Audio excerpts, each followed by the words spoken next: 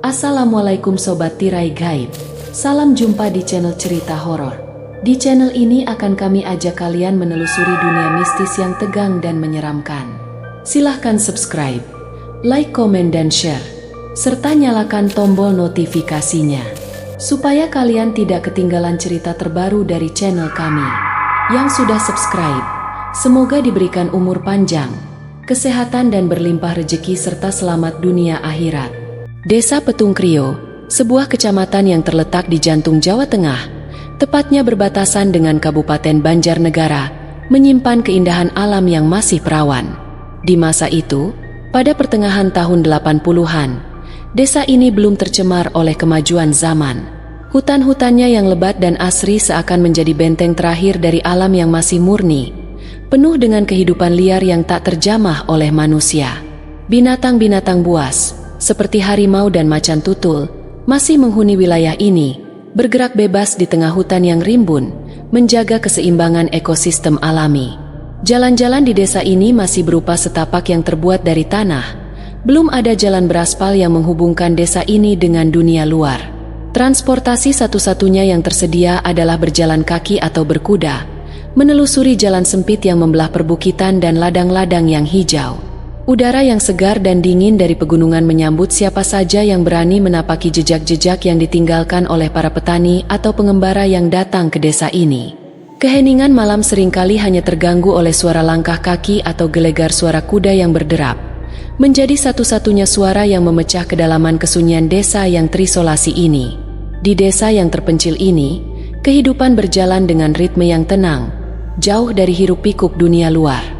Kehidupan sehari-hari warga desa Petungkrio pun lebih banyak berfokus pada alam dan kebutuhan mereka sendiri, dengan hasil bumi yang dikelola dari tanah yang subur dan hutan yang kaya akan hasil alam.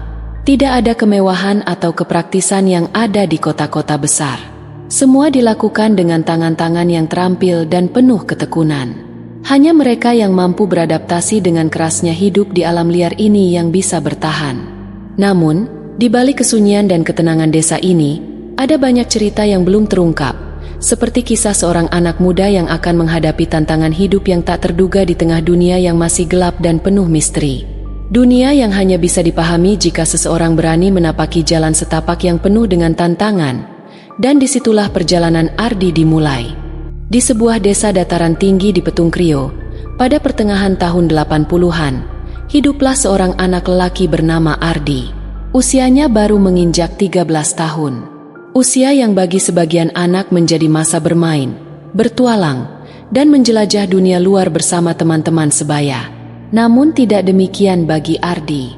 Sejak kecil ia lebih memilih menghabiskan waktu di dalam rumah, menjauh dari keramaian yang membuatnya merasa sesak dan tidak nyaman. Ia bukan anak yang lemah atau sakit-sakitan. Tubuhnya sehat, wajahnya bersih, dan tutur katanya pun halus. Tapi ada sesuatu dalam dirinya yang membuatnya menarik diri dari hiruk-pikuk dunia luar. Ia lebih suka mendengar suara radio bapaknya atau menyimak obrolan ibunya tentang harga sayuran hari ini, ketimbang berkumpul di lapangan dengan teman-temannya. Ia adalah anak rumahan sejati, tertutup dan lebih akrab dengan keheningan malam daripada suara-sorakan anak-anak bermain. Desa tempat Ardi tinggal adalah desa yang tenang. Sebagian besar warganya adalah petani dan pedagang kecil. Pagi-pagi sekali sekitar pukul atau dini hari Desa Petungkrio, sebuah kecamatan yang terletak di jantung Jawa Tengah, tepatnya berbatasan dengan Kabupaten Banjarnegara, menyimpan keindahan alam yang masih perawan. Terdengar suara roda gerobak atau langkah kaki para ibu yang membawa dagangan menuju pasar. Lampu jalan belum masuk ke wilayah itu. Saat malam turun, kegelapan menyelimuti desa begitu pekat, menyisakan cahaya samar dari lampu-lampu minyak atau lentera kecil di rumah-rumah warga. Keluarga Ardi hidup dari hasil berdagang sayuran. Ibunya berdagang di pasar desa, sedangkan bapaknya biasa membantu mengangkut dan menyiapkan barang dagangan di pagi buta. Setiap hari ibunya menyortir bayam, kangkung, tomat, dan berbagai hasil bumi dari kebun-kebun sekitar untuk dijual. Ardi sering membantu memetik sisa daun layu atau menata sayuran dalam anyaman bambu. Aktivitas ini sudah menjadi rutinitasnya, bahkan seperti bagian dari kehidupannya yang tenang. Namun, beberapa hari yang lalu, Sebuah insiden kecil terjadi. Saat sedang mendorong gerobak, bapaknya tanpa sengaja menginjak pecahan besi tajam yang tertanam di tanah halaman. Luka itu tidak terlalu besar, tapi cukup dalam hingga sulit baginya untuk berjalan normal. Ia sempat memaksakan diri tetap membantu. Namun, luka itu kembali berdarah dan membengkak. Setelah melihat kondisinya memburuk, sang ibu menyarankan agar suaminya beristirahat total di rumah. Biar kering dulu lukanya. "Pak, kalau dipaksakan terus malah tambah parah." Begitu kira-kira percakapan yang terdengar dari ruang tengah. Ardi mendengar semuanya dari dapur sambil melipat daun pisang. Ia tidak ikut bicara. Ia tahu bahwa jika bapaknya berhenti membantu, maka ibunya akan pergi ke pasar sendirian. Namun, ia juga merasa berat untuk menawarkan diri. Sebagian dirinya merasa takut. Ia belum pernah berjalan sendirian pada waktu sedingin dan segelap itu. Bahkan saat malam pun ia nyaris tak pernah menginap di rumah orang lain. Dunia luar adalah sesuatu yang asing baginya, apalagi pada jam-jam yang tidak wajar. Namun sore itu ketika matahari mulai tenggelam di balik perbukitan, ibunya menghampirinya. Tatapan lembut dan senyumannya yang hangat seolah membuka sebuah pintu yang selama ini tertutup di dalam hati Ardi. Ia tak berkata banyak, hanya bertanya pelan, nyaris ragu-ragu. Apakah bisa mengantarkannya ke pasar esok pagi? Pertanyaan itu menghujam perasaan. Ia tidak tahu harus menjawab apa, tapi tanpa sempat berpikir panjang, ia justru mengangguk pelan. Suaranya lirih, namun cukup tegas untuk membuat ibunya yakin. Sang ibu tersenyum lalu menoleh ke suaminya yang duduk di bal-balai bambu sambil memegang kakinya yang diperban. Bapaknya memandang Ardi dengan bangga, pandangan yang jarang terlihat selama ini. Ia tidak banyak berkata-kata, hanya mengangguk perlahan sambil menepuk paha sebagai isyarat restu. Malam pun tiba. Angin dingin dari arah ladang berhembus melalui celah dinding rumah papan. Ardi berbaring lebih awal dari biasanya.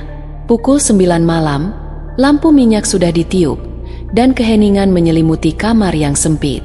Ia mencoba tidur, namun pikirannya dipenuhi bayangan. Tentang jalan gelap, suara jangkrik, kemungkinan tersesat, dan rasa takut bertemu hal-hal aneh di jalan. Namun, jauh di lubuk hatinya, ia merasa ada sesuatu yang penting dari perjalanan besok.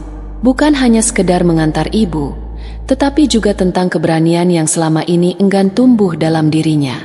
Lama-kelamaan pikirannya larut dalam lelah. Ia tertidur dan dalam tidurnya ia bermimpi. Ia berjalan menyusuri jalan desa yang gelap gulita. Di kiri kanan hanya persawahan dan ladang kosong. Di sebelahnya berjalan ibunya dan di sisi lain sang bapak yang mestinya sedang beristirahat di rumah. Mereka bertiga menembus kegelapan tanpa suara. Angin dingin menyentuh kulit seperti bisikan halus yang menusuk. Tiba-tiba dari kejauhan muncul rombongan orang. Jumlah mereka tidak bisa dipastikan. Mula-mula hanya beberapa, kemudian menjadi banyak. Seperti arus air yang datang perlahan lalu membanjir.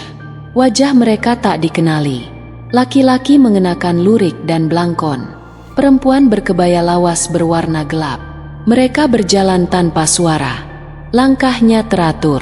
Salah satu dari mereka menatap ke arah dan bertanya hendak kemana. Suara itu seperti gemepelan berat dan bergema dalam kepala. Ibunya menjawab bahwa mereka hendak ke pasar. Orang itu mengangguk lalu menghilang. Rombongan itu perlahan berubah wujud. Asap hitam keluar dari bawah kaki mereka, membumbung dan mengepul ke udara, lalu menerobos melewati tubuh Ardi. Udara menjadi dingin dan tipis. Nafasnya tercekat. Ia menoleh ke ibunya yang justru tersenyum tenang. Lalu ke bapaknya yang memandangnya tanpa berkata-kata. Detik berikutnya semua lenyap. Ardi terbangun dengan tubuh basah oleh keringat. Nafasnya memburu. Ia menoleh ke jendela. Malam masih pekat. Rumah begitu sepi. Ia duduk sejenak di atas tikar, mengingat setiap detik dalam mimpinya. Hatinya berdebar lebih cepat daripada biasanya. Namun ia mencoba berpikir bahwa mungkin ini hanya karena gugup, karena ini akan menjadi perjalanan pertamanya. Karena untuk pertama kali dalam hidupnya ia akan menyusuri jalan gelap menuju pasar bukan dalam mimpi, melainkan kenyataan.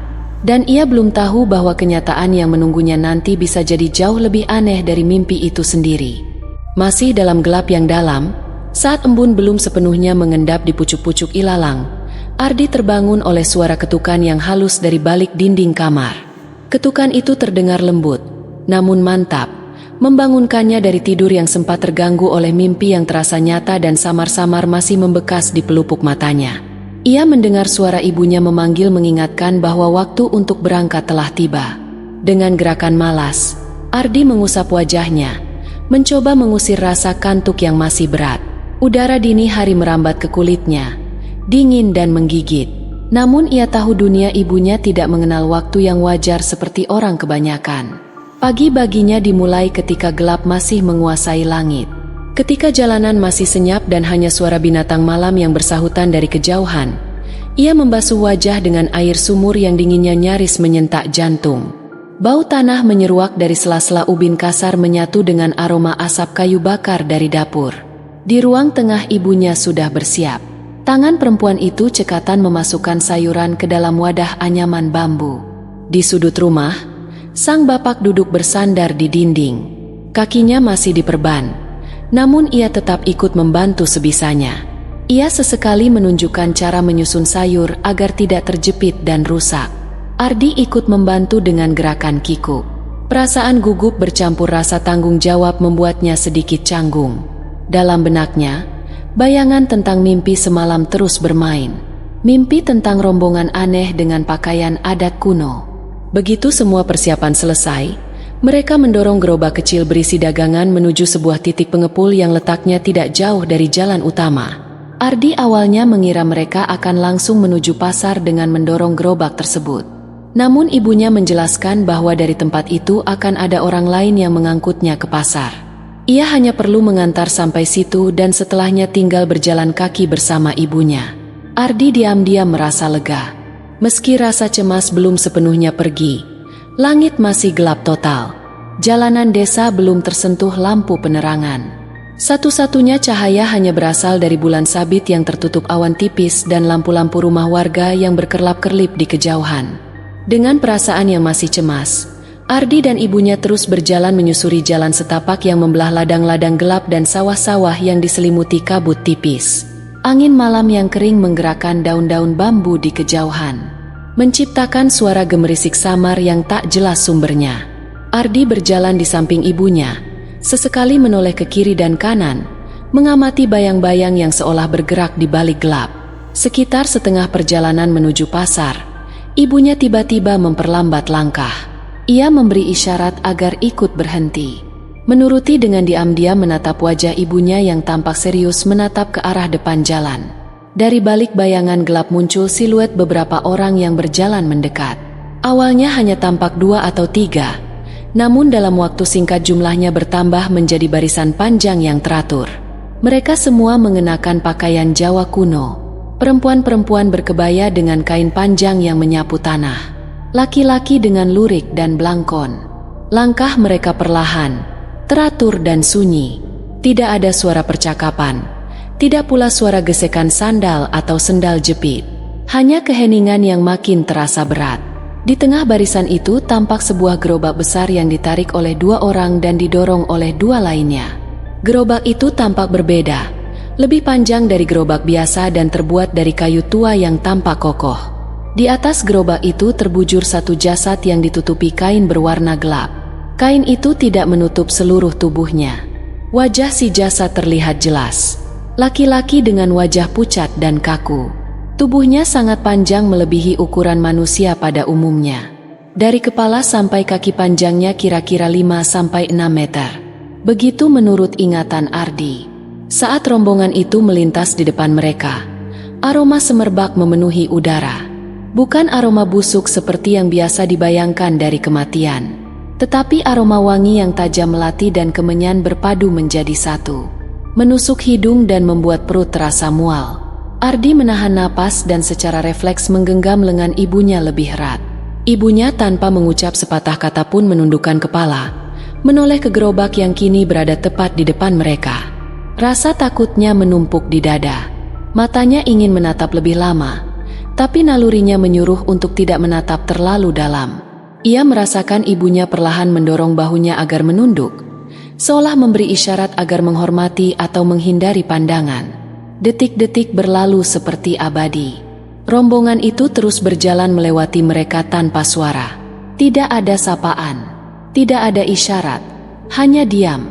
Dan ketika gerobak yang membawa jasad itu sudah berada beberapa meter dari mereka, terjadi sesuatu yang membuat tubuh Ardi kakunya. Rombongan itu perlahan berubah. Wujud mereka mulai memudar lalu perlahan larut menjadi asap hitam. Asap itu naik ke udara membumbung pelan sebelum akhirnya menghilang tertelan langit yang masih gelap. Apa yang ia lihat semalam dalam mimpi kini menjadi nyata di depan mata.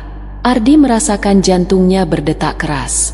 Keringat dingin mengalir di pelipis meski udara sangat dingin. Ia menoleh pada ibunya mencoba mencari penjelasan. Namun ibunya hanya menepuk pelan punggungnya, seolah berkata bahwa semua itu tidak perlu ditanyakan sekarang. Mereka pun melanjutkan langkah.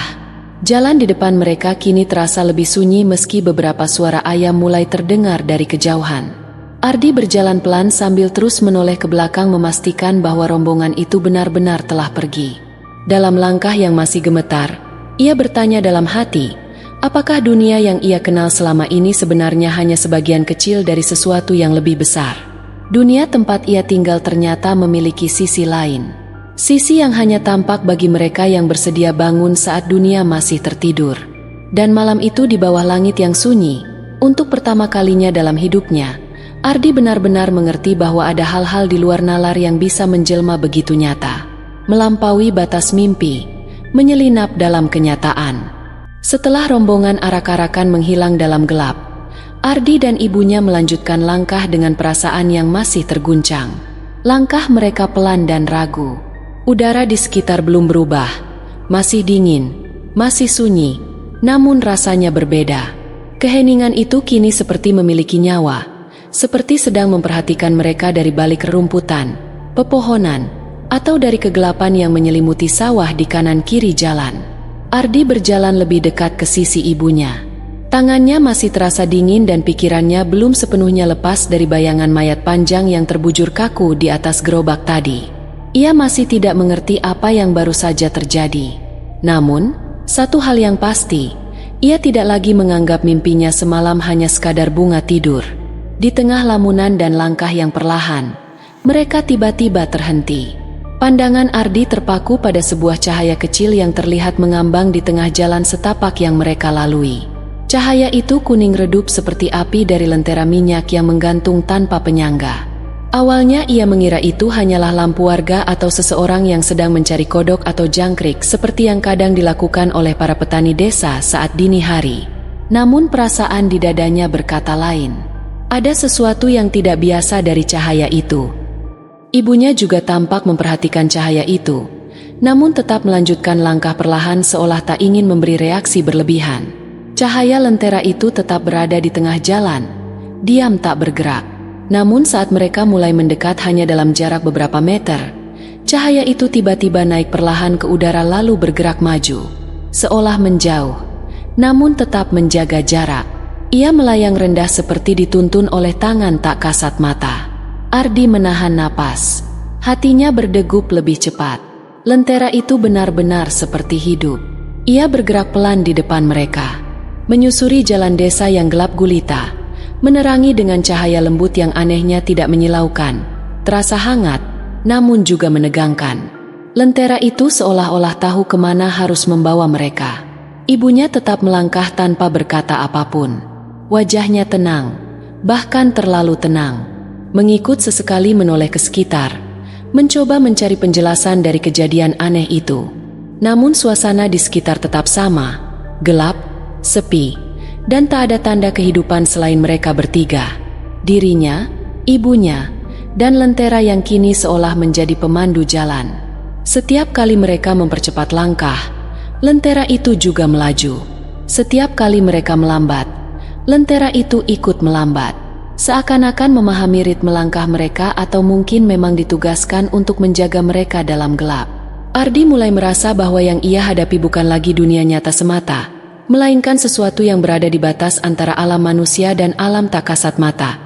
Beberapa menit kemudian, lentera itu berhenti di atas sebuah kali kecil yang membelah jalan. Di pinggirnya terdapat jembatan bambu sederhana yang biasa mereka lewati untuk menuju pasar. Tanpa suara, lentera itu perlahan menurun lalu merapat ke permukaan air. Dan dalam sekejap cahaya itu pada menghilang begitu saja tanpa percikan air, tanpa suara. Seolah memang tidak pernah ada. Ardi berdiri mematung. Ia menatap ke tempat terakhir cahaya itu terlihat. Masih berharap ada sisa nyala yang muncul kembali. Tapi yang ada hanyalah kegelapan dan suara gemericik air sungai yang mengalir tenang. Mereka menyeberangi jembatan itu dengan diam. Tidak ada yang berkata apapun. Langkah mereka makin dekat ke pasar dan suasana pun mulai berubah. Di kejauhan terlihat beberapa cahaya petromas mulai menyala. Pasar mulai hidup perlahan. Suara obrolan pelan, langkah kaki para pedagang dan aroma sayur basah mulai terasa di udara. Di pasar yang mulai ramai, Ibu Ardi langsung tenggelam dalam kesibukan. Tangannya terampil menata ikatan bayam, kangkung, dan daun pepaya.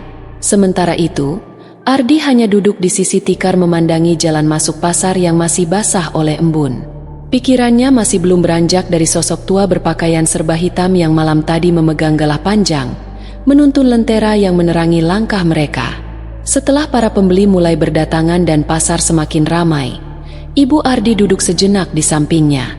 Dengan suara pelan, ia mulai bercerita, seolah tahu apa yang mengganggu isi kepala anaknya. Ibunya menjelaskan bahwa kakek yang mereka lihat bukanlah orang biasa.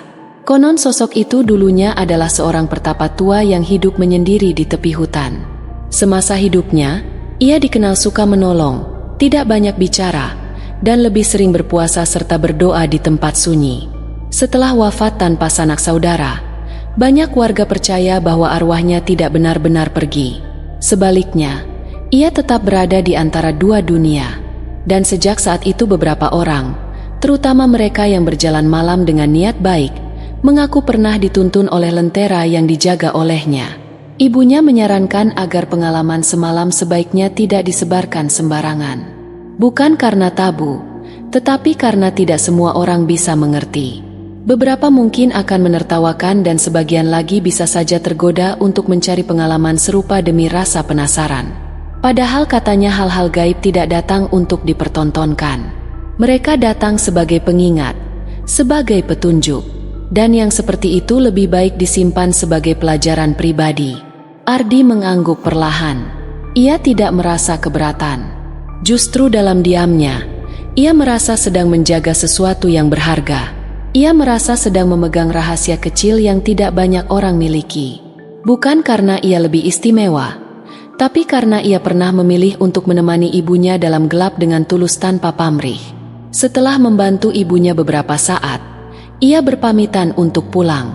Hari sudah mulai terang dan ia harus bersiap ke sekolah. Perjalanan pulang kali ini terasa berbeda. Meski sendirian, ia tidak merasa sunyi.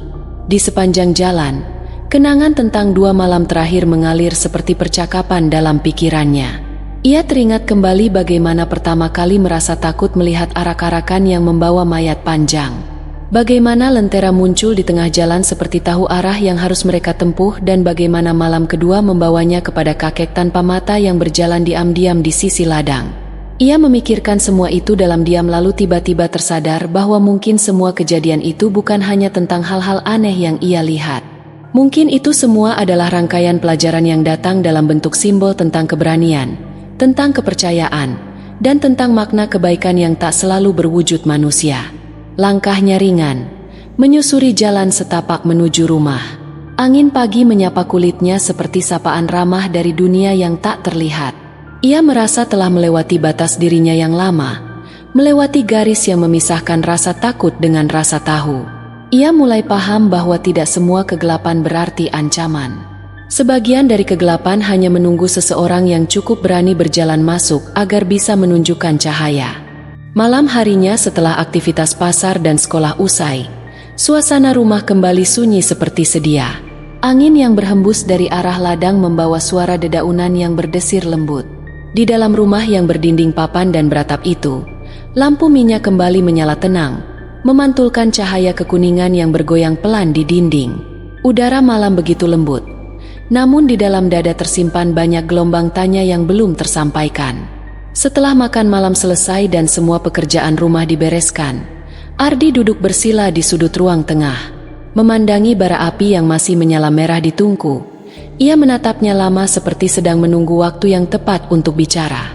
Di sampingnya, ibunya tengah merapikan keranjang-keranjang bambu yang esok akan kembali digunakan untuk berdagang. Tak lama kemudian, ia membuka percakapan dengan suara pelan. Namun jelas ia mengungkapkan bahwa kejadian 2 malam lalu masih membekas dalam pikirannya, terutama perihal iring-iringan rombongan yang membawa jasad panjang yang sempat mereka lihat di tengah jalan menuju pasar. Ibunya menoleh lalu meletakkan keranjang di samping dengan nada tenang. Ia mengatakan bahwa yang mereka lihat bukanlah kejadian biasa. Ia pun mengakui bahwa ia sendiri sudah pernah menyaksikan hal yang serupa sekali. Dan itu terjadi bertahun-tahun lalu ketika ia masih gadis dan sering membantu orang tuanya berdagang.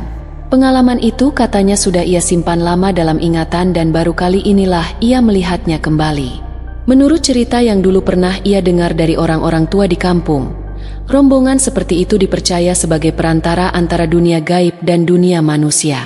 Mereka bukan arwah gentayangan, melainkan sosok-sosok yang muncul sebagai penanda, khususnya tentang sesuatu yang berkaitan dengan kematian. Iring-iringan itu biasanya melintas dalam diam membawa sesosok jasad yang tubuhnya berukuran tidak wajar, melebihi ukuran manusia biasa dan selalu dibalut dengan kain tua berwarna gelap. Yang paling ditakuti menurut ibunya bukanlah kemunculan mereka, melainkan jika rombongan tersebut berhenti di depan salah satu rumah warga. Sebab dalam kepercayaan lama, hal itu merupakan pertanda bahwa akan ada seseorang di rumah itu yang wafat dalam waktu dekat. Iring-iringan yang berhenti menjadi isyarat bahwa satu jiwa telah ditandai oleh takdir. Mendengar itu, Ardi diam dalam waktu yang lama. Matanya terpaku ke tungku yang mulai padam. Ia akhirnya mengaku bahwa setelah melihat rombongan itu lewat di malam pertama, ia merasa takut. Ketakutan itu bukan datang dari sosok-sosok misterius itu semata, melainkan dari kemungkinan bahwa rumah mereka yang tidak jauh dari jalur itu menjadi tujuan dari rombongan gaib tersebut. Ia mengaku sempat menatap bapaknya dalam diam, khawatir kalau luka di kaki itu menjadi pertanda buruk. Tak lama kemudian, suara sang bapak terdengar dari sudut rumah. Ia rupanya ikut menyimak sejak awal pembicaraan. Dengan nada kalem, ia mengatakan bahwa kakinya memang sempat rasa sangat sakit, namun kini sudah berangsur pulih. Ia percaya bahwa kematian adalah urusan yang tidak bisa ditebak oleh manusia. Jika waktunya telah tiba, maka siapapun tidak bisa menolaknya. Namun jika belum saatnya, maka sebesar apapun pertandanya, ajal takkan datang menjemput. Ibunya membenarkan ucapan itu. Ia pun menambahkan bahwa saat melihat rombongan itu lewat malam itu, ia tidak merasa adanya berhenti. Rombongan itu hanya melintas seperti angin yang membawa pesan tanpa kata. Ia sempat merinding, namun tidak merasa bahwa pesan itu ditujukan kepada mereka secara khusus. Ardi menarik napas pelan. Ada kelegaan yang perlahan menyusup ke dalam dadanya. Namun di saat yang sama ia mulai menyadari bahwa kejadian-kejadian yang ia alami dalam 2 malam terakhir bukanlah hal sepele. Semua saling berkaitan dari mimpi yang terasa nyata, rombongan arwah dengan jasad panjang, lentera yang mengambang, sosok kakek berpakaian hitam yang memegang galah dari kejauhan hingga perasaan tenang yang selalu menyelimuti mereka meski sedang berjalan dalam gelap. Sejak malam itu, pandangan terhadap hidup berubah. Ia tidak lagi merasa ketakutan saat harus keluar rumah saat dini hari. Ia tidak lagi merasa cemas saat berjalan melewati jalur sawah yang gelap dan sunyi. Bahkan ketika lentera itu muncul kembali pada malam-malam berikutnya, ia menerimanya dengan hati yang lebih terbuka. Ia tahu bahwa cahaya itu tidak sekedar menerangi jalan tanah yang becek, melainkan juga menerangi jalan pikirannya yang semula gelap akan makna kehidupan. Perjalanan ke pasar kini menjadi bagian dari rutinitas yang tidak hanya sekadar fisik. Di setiap langkahnya, ia seperti menyusuri ulang semua kejadian, memaknai ulang pesan-pesan yang dulu sempat membingungkan. Ia mulai melihat dunia dari sisi yang tidak hanya terang oleh cahaya lampu, tetapi juga oleh pemahaman yang perlahan tumbuh dari dalam. Ibunya tetap menjadi sosok yang membimbing. Ia tidak banyak memberi nasihat panjang, tapi setiap kalimat yang keluar darinya selalu mengandung makna yang dalam. Ia mengajarkan bahwa kehidupan tidak harus selalu dipahami lewat logika. Ada hal-hal yang hanya bisa dicerna oleh hati. Dan ada pula kejadian yang memang tidak untuk dijelaskan, tetapi cukup diterima dengan lapang. Dan Ardi, anak rumahan yang dulu takut keluar malam, kini telah menjadi pribadi yang lebih berani. Bukan hanya dalam langkahnya, tetapi juga dalam caranya memandang hidup. Ia tahu bahwa dalam kegelapan akan selalu ada cahaya. Kadang berbentuk lentera yang melayang, kadang hadir dalam sosok misterius yang menjaga dari kejauhan, dan kadang datang dari tangan seorang ibu yang menggenggam erat, tanpa berkata banyak. Tahun-tahun pun berlalu, dan bagi Ardi, 2 malam itu bukan hanya tentang pasar dan jalan setapak. Itu adalah 2 malam di mana ia tumbuh. Bukan sekedar bertambah usia, tapi bertambah dalam pengertian. Ia tidak tahu apakah suatu hari kelak lentera itu akan kembali muncul, atau apakah kakek penjaga itu masih berjalan di sisi pematang sawah. Tapi yang ia tahu dalam dirinya kini telah ada lentera yang tak pernah padam. Sebuah cahaya kecil yang akan selalu menyala bahkan di kegelapan paling sunyi. Seiring berjalannya waktu, Ardi mulai memandang hidup dengan cara yang berbeda. Perjalanan ke pasar, yang dulunya terasa seperti beban, kini menjadi momen yang sangat berarti. Setiap langkahnya di jalan setapak menuju pasar selalu membawa kenangan dan pemahaman baru tentang hidup yang tak pernah ia duga sebelumnya.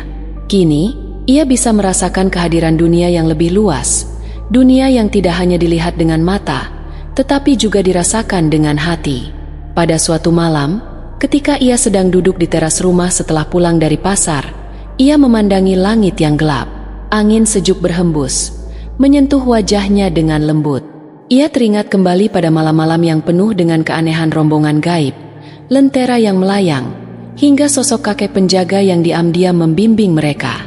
Semua kejadian itu kini terasa lebih dekat dengan kenyataan. Ia merasa bahwa selama ini ia terlalu banyak mengabaikan sisi lain kehidupan yang tidak tampak oleh banyak orang. Sisi yang lebih dalam, yang hanya bisa dirasakan oleh mereka yang berani berjalan dalam gelap. Ardi mulai menyadari bahwa dunia yang ia kenal selama ini adalah dunia yang sangat terbatas. Banyak hal yang belum ia pahami, dan banyak sekali misteri yang menunggu untuk diungkap. Ia merasa seolah-olah ada yang lebih besar dari sekadar rutinitas harian yang selama ini ia jalani. Semua kejadian itu mengajarkan Ardi untuk lebih terbuka terhadap hal-hal yang tidak bisa dijelaskan dengan logika. Pada suatu pagi, setelah membantu ibunya menata sayuran untuk dibawa ke pasar, Ardi mendekati bapaknya yang sedang duduk di bangku kayu di halaman depan rumah. Bapaknya yang kini sudah mulai pulih, menatap Ardi dengan tatapan yang penuh kasih. Mereka berdua tidak perlu banyak bicara. Ardi tahu bahwa ibunya, bapaknya, dan dirinya telah melewati begitu banyak hal bersama-sama. Mereka telah mengalami hal-hal yang tak dapat dipahami oleh banyak orang, tetapi itu semua telah mempererat ikatan mereka sebagai keluarga. Ardi duduk di samping bapaknya, menikmati pagi yang tenang. Di kejauhan, suara burung-burung berkicau dan angin perlahan membawa bau tanah basah dari ladang. "Kau semakin besar, Nak," ujar bapaknya dengan suara tenang. "Kadang, hidup ini memang penuh dengan ketidakpastian, tapi selalu ada cahaya di ujung jalan. Kau hanya perlu percaya dan terus berjalan." Ardi mengangguk pelan. Ia tidak lagi merasa takut atau cemas seperti dulu. Dunia yang sebelumnya tampak gelap dan asing kini terasa lebih terang. Mungkin ada kegelapan yang menanti di luar sana, tapi Ardi tahu bahwa selama ia berjalan dengan niat baik dan hati yang lurus, cahaya akan selalu mengikutinya. Seiring waktu, Ardi mulai mengambil peran lebih besar dalam kehidupan keluarganya. Ia mulai lebih aktif membantu ibunya di pasar, mengatur dagangan dengan lebih terampil, dan semakin terlibat dalam setiap aspek kehidupan sehari-hari mereka. Meski demikian, ia tidak pernah melupakan apa yang telah ia pelajari dari malam-malam itu. Keberanian, kepercayaan, dan kesadaran bahwa hidup ini lebih besar dari yang bisa dilihat dengan mata biasa, terus mengalir dalam dirinya. Ketika Ardi kembali ke desa setelah beberapa tahun meninggalkan rumah untuk melanjutkan sekolah, ia merasakan perasaan yang sama sekali berbeda. Desa Petung Krio yang dulu terasa kecil dan sempit kini terasa seperti bagian dari dirinya yang sangat besar. Ia tahu bahwa perjalanan hidupnya bukan hanya tentang berani keluar dari rumah, tetapi juga tentang bagaimana ia bisa menemukan makna di balik setiap langkah yang diambil. Kini, Ardi sudah menjadi pribadi yang lebih dewasa. Ia kembali ke rumah dengan tujuan yang jelas, untuk membantu keluarga dan melanjutkan apa yang telah dimulai oleh orang tuanya. Ia tidak lagi takut berjalan dalam kegelapan, baik secara harfiah maupun batin. Ia tahu bahwa dalam kegelapan selalu ada cahaya yang siap menerangi, bahkan jika itu datang dari dunia yang tak bisa dipahami oleh orang lain. Hari-hari Ardi di masa depan dipenuhi dengan kesibukan dan harapan. Ia terus belajar dari apa yang telah ia alami, terus berjalan dengan langkah yang mantap, dan selalu menghargai setiap momen, baik itu gelap maupun terang. Meski dunia masih penuh misteri, Ardi merasa bahwa ia sudah siap untuk menghadapinya. Ia tahu bahwa di setiap langkahnya, ada kekuatan yang lebih besar yang membimbingnya, sebuah kekuatan yang tidak terlihat, tetapi selalu ada, siap untuk menerangi jalan yang belum pernah ia tempuh sebelumnya. Demikianlah kisah yang kami bawakan ini. Semoga kisah ini dapat menghibur teman-teman semua dan diharapkan cerita ini bisa bermanfaat. Terima kasih untuk teman-teman yang telah mendengarkan cerita ini dan juga yang telah mendukung channel ini. Semoga kebaikan yang dilakukan teman-teman dibalas oleh Allah Subhanahu wa Ta'ala dengan hal-hal yang lebih baik dan lebih bermanfaat dalam kehidupan. Saya mohon maaf apabila ada kesalahan dalam perkataan ataupun pengucapan dalam menceritakan kisah ini. Sampai jumpa lagi di kisah kami berikutnya. Semoga sehat dan sukses selalu untuk kita semua. Dalam kehidupan yang sederhana dan penuh tantangan seperti di Desa Petung Krio, kita diajarkan untuk selalu bergantung pada Allah dalam setiap langkah kita. Seperti yang disebutkan dalam Al-Quran, dan barang siapa bertakwa kepada Allah, niscaya Dia akan mengadakan jalan keluar baginya, dan memberi rezeki dari arah yang tidak disangka-sangka. Quran Surat At-Talaq ayat 2 dan 3. Kehidupan yang penuh dengan rintangan dan kesederhanaan ini mengajarkan kita untuk selalu bersyukur atas nikmat yang diberikan, serta untuk sabar menghadapi setiap ujian yang datang. Sebagaimana kehidupan Ardi yang penuh dengan ketakutan dan kebingungannya, kita harus yakin bahwa setiap kesulitan pasti ada jalan keluarnya, dan Allah senantiasa memberikan petunjuk bagi hambanya yang bertawakal. Selain itu, dalam perjalanan hidup yang penuh dengan ketidakpastian, Islam mengajarkan kita untuk memiliki keberanian dan keikhlasan dalam setiap amal perbuatan. Rasulullah Shallallahu Alaihi Wasallam bersabda, "Sesungguhnya Allah tidak melihat kepada tubuh dan rupa kalian, tetapi Dia melihat kepada hati dan amal perbuatan kalian." Hadis riwayat Muslim. Keberanian Ardi untuk melangkah keluar dari zona nyamannya adalah cermin dari pentingnya keberanian dalam menjalani kehidupan dengan penuh keikhlasan dan niat yang baik. Dalam menghadapi kegelapan dan ketakutan, seorang muslim harus selalu berusaha menjaga hati yang bersih, terus berdoa, dan berusaha melakukan yang terbaik dalam setiap tindakan. Allah tidak pernah menurunkan ujian tanpa ada hikmah yang terkandung di dalamnya, dan setiap langkah yang diambil dengan niat yang baik akan membawa berkah dan petunjuknya. Terima kasih Sobat Tirai Gaib. Jangan lupa subscribe, like, komen dan share, serta nyalakan tombol notifikasinya, supaya kalian tidak ketinggalan cerita terbaru dari channel kami. Yang sudah subscribe semoga diberikan umur panjang, kesehatan, dan berlimpah rezeki, serta selamat dunia akhirat.